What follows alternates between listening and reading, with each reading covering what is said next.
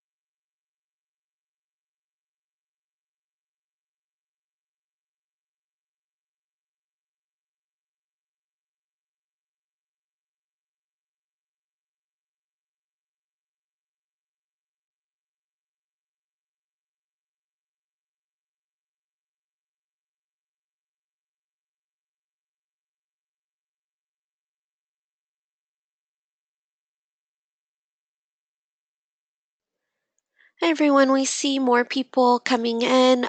We're still going to wait about a minute or so just to give more people a chance to hop on, but thank you for coming early.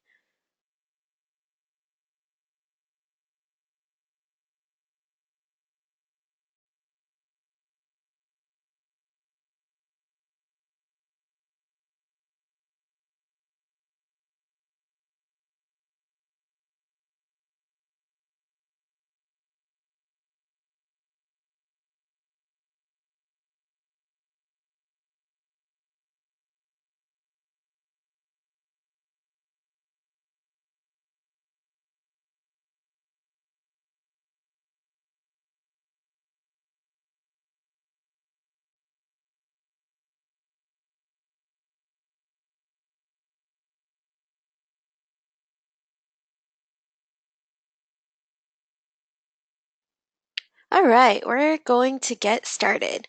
Thank you for joining, everyone. Hello, my name is Jenny Nguyen, and I'm a partner marketing manager here at ShipStation. Today, we're going to be covering the better checkout process. So, just 10 tactics to improve your checkout conversion. And I'm pretty excited about today's content because it's all about starting to generate ROI immediately. And all it takes is really making quick and easy changes to your checkout process. And this can really have an exponential impact throughout the year for you. Little small improvements really have big payoffs, is what we've seen with some of our users. So, without further ado, we're going to jump into it with some numbers. All right, so here's some current e commerce checkout stats. Enterprise level e commerce brands generally have about at least 39 usability issues throughout their checkout process. Combined with sales online between the US and Europe, total more than $700 billion each year.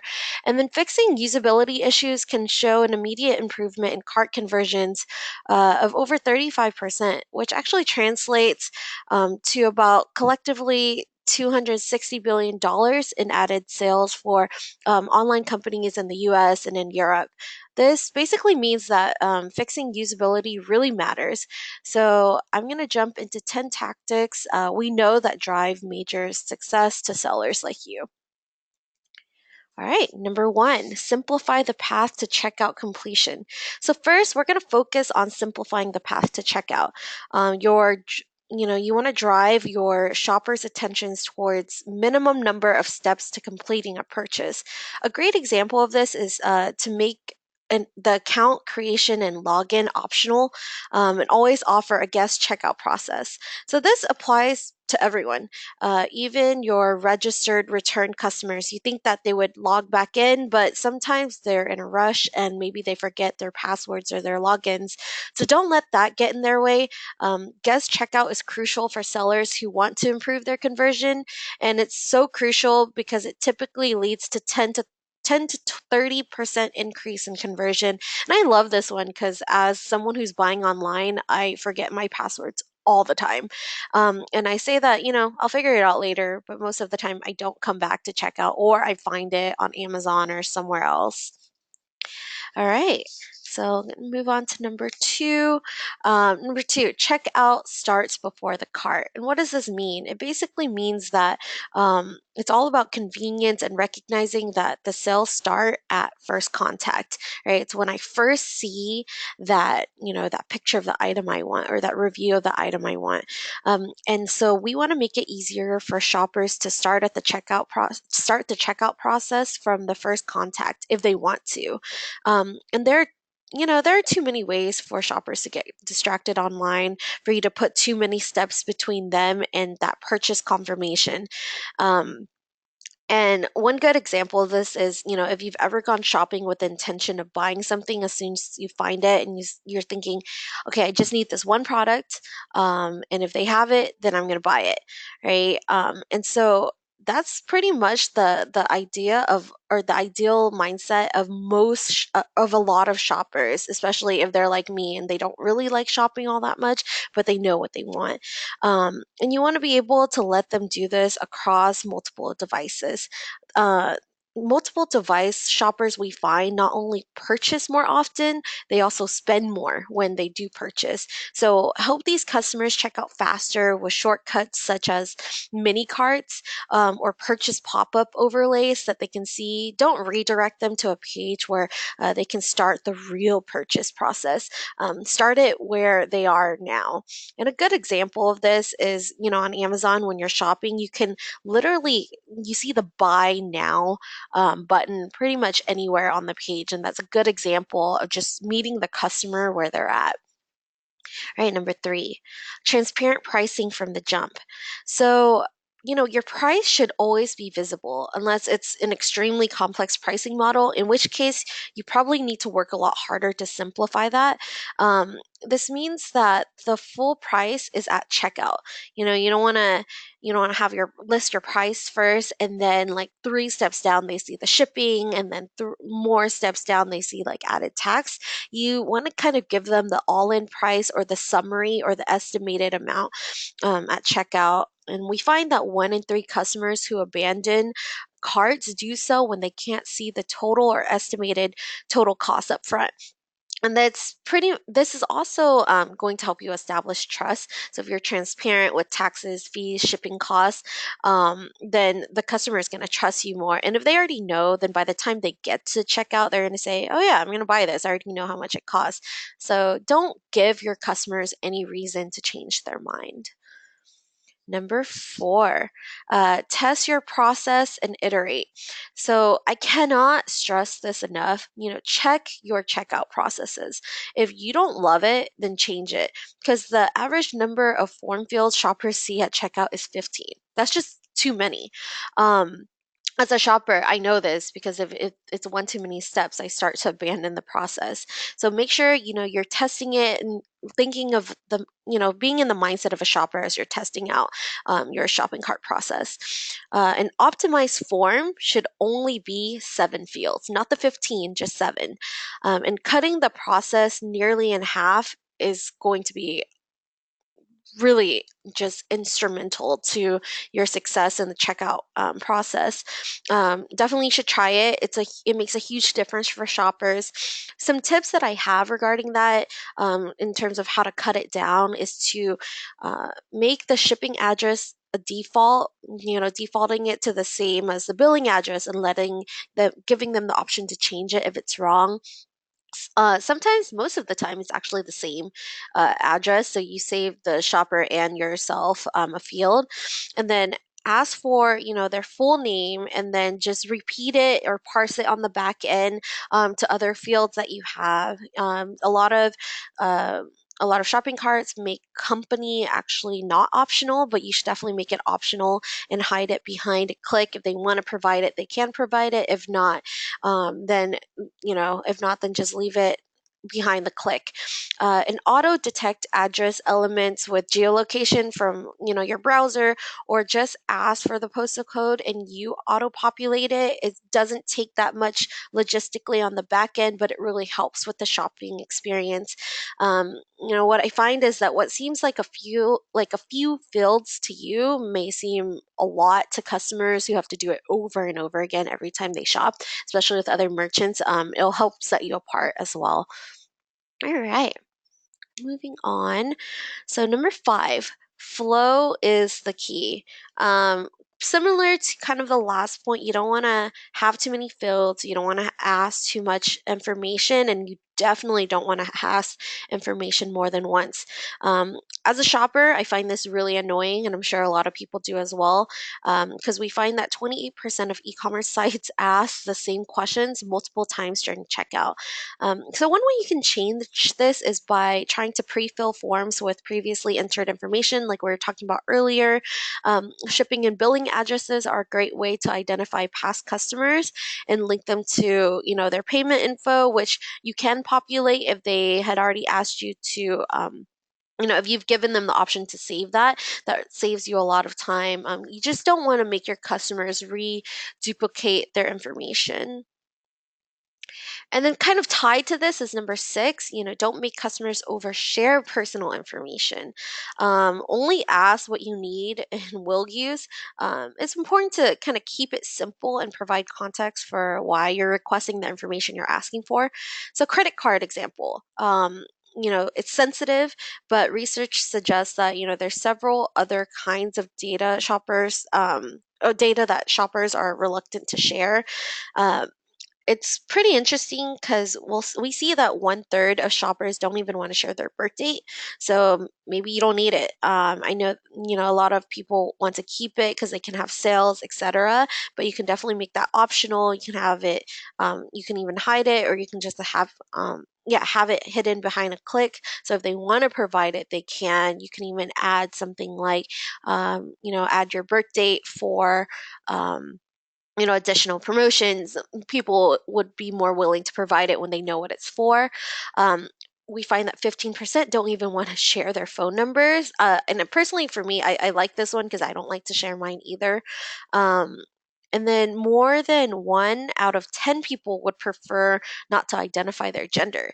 So, considering all of this, we see that people, really want just fewer steps between themselves and what they want to buy.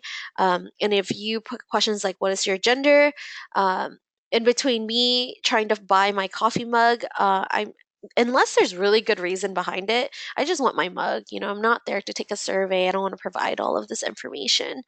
Um, and along with this is, the best way to handle asking for just all of this additional information is to make it optional. If you do want it, just give them a reason why and give them a good reason why, and maybe they will want to share it. All right, moving on. Number 7. So earn trust instead of expecting it. Over the years, every we've seen all of these major companies go through data breaches, and of course, it's gonna make people really skeptical of companies' abilities to protect their private information. And so, we find that nearly 20% of shoppers have abandoned a cart because they didn't trust the site with their credit card information.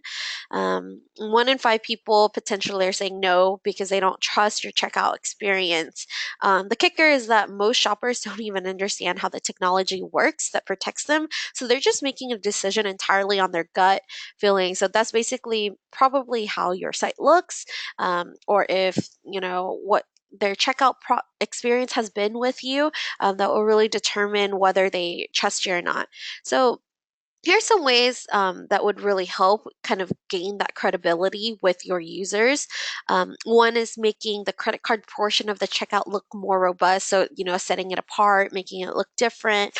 And then another one is adding security seals. So if you use the words like secure or encrypted, like we see all of those little badges at the bottom of the checkout, it helps the customers feel safe. And of course, actually make sure that your checkout process is safe. That should go without saying, but I just want to throw that out there. Um, All right, number 8, let shoppers buy how they want to. So, customers expect a consistent brand experience across devices and buying channels, and many businesses are not, meeting those standards. You can help improve this experience by letting customers shop across devices. So, an example is, if I put my coffee mug, back to my coffee mug, in my shopping cart and I'm starting to fill out the form on my desktop or on my laptop. And then I hear honking in my driveway because my friends are there to pick me up for a concert. Well, I want to continue that buying process. But I don't want to make my friends late. So it would be awesome if I can continue to buy that on my phone in the car and pick up just where I left off. And I want to be able to buy your products off of Instagram or on your website or on my phone. And I want everything to kind of be consistent. So while I seem like the most demanding customer, I'm not alone. We find that a lot of people kind of feel this way because 78% of shoppers are likely to switch brands if the experience don't meet these, not maybe all of these expectations, but some of them.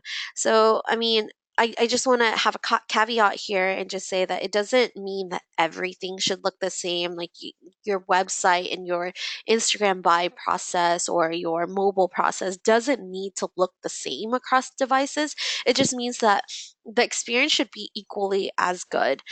Sometimes you'll actually need to remove things such as, additional web content to kind of optimize the experience on mobile. So just test your experiences, but just make sure that, it's a good experience across devices for your users. All right, almost there. So number 9, allow multiple payment options. Don't hold people captive to your way of doing things. We find that research shows that international shoppers prefer a third-party payment method, and they aren't the only ones. There's a large portion of shoppers who depend on alternate payment methods. So I myself and is an example. Um, I love paying off of my PayPal because I find that it's more secure. And so I love when people have, the PayPal option or they have other alternative options. And we find that 8% of shoppers have abandoned one or more orders in the past 3 months, specifically because they couldn't pay via third party. And that's me. If it doesn't have that PayPal or that option or, some of those other options, I usually jump ship and I try to find a one that has it, just because I'm kind of picky like that. But we also find that 83% of the top 60 e-commerce sites now offer at least one alternative form of payment. So, a lot of people are doing it. So if you're not, then you're kind of the outlier and you're going to lose customers, not even just because they wanted that alternative payment, but because they had it on other shopping sites. So having multiple payment options really helps, build trust as well. It's important for a lot of reasons. One being, well, if my payment doesn't go through on one of my cards, or there's something wrong with it, then I would love to have that alternative payment, right? And then some third-party payment processes actually help guarantee buyers and offer additional protection. So, for example, PayPal again. So yeah, that it helps me gain that trust. So definitely don't give your customers another reason to not buy from you, right? Give them the options that they want. All right, we're on our last one. So, number 10, buttons matter. What does that even mean? Well, it means that if they can't check out, uh, they can't check out if they can't see the checkout buttons or CTAs, and they can't use them. So make sure that your checkout process is optimized in this regard across your devices and channels. The checkout button itself should always be immediately and clearly visible and function well with whatever device that your customers are using. Make sure that it's above the fold. So what does that mean? It means that I don't have to scroll down to click that checkout button. I don't have to scroll left. I don't have to scroll right. It's just it follows me wherever I go because it's right there. And yeah, make sure that that button takes me to where I'm trying to go, right? If it says buy now, like I just want to go straight to checkout, not to see my cart or different things like that. The whole point is to reduce friction and make it easier for shoppers to shop and then just to move on, to check out and just move on. All right.